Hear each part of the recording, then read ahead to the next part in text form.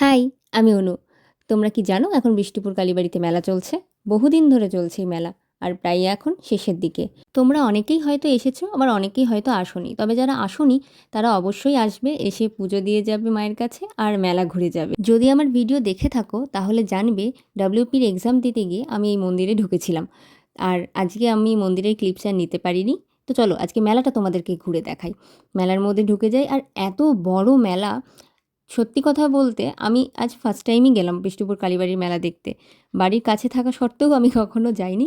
এর আগে অনেক আগে একবার গেছিলাম, কিন্তু আর মেলা ঘুরতে ঠিক আসা হয়নি। এটাই আমার ফার্স্ট টাইম। আর এতটাই বড় মেলা যে আমি একই জায়গায় বারবার ঘুরে ঘুরে চলে আসছিলাম। এই মেলায় তোমার সাজগোজ থেকে শুরু করে পুজোর জিনিসপত্র থেকে শুরু করে চীনামাটির জিনিস, ঘর সাজানো জিনিস থেকে শুরু করে সব কিছুই প্রায় পাওয়া যাচ্ছিল। এখানে দেখলাম অনেকেই টাকা ফেলছে আর নিজের গায়ে একটু জল ছিটিয়ে নিচ্ছে, তো আমিও সেটাই করলাম। আর এই যে এটাকে তো বহুরূপী বলে, তাই না? তো আবার চলে গেলাম মেলা ঘুরতে, আর এটা আমার গোপালের জন্য। আর এই যে বললাম চীনামাটির জিনিস দেখছো, এগুলোর দাম 40 টাকা করে বলছিল। আর তারপর এটার দাম বলেছিল 100 টাকা।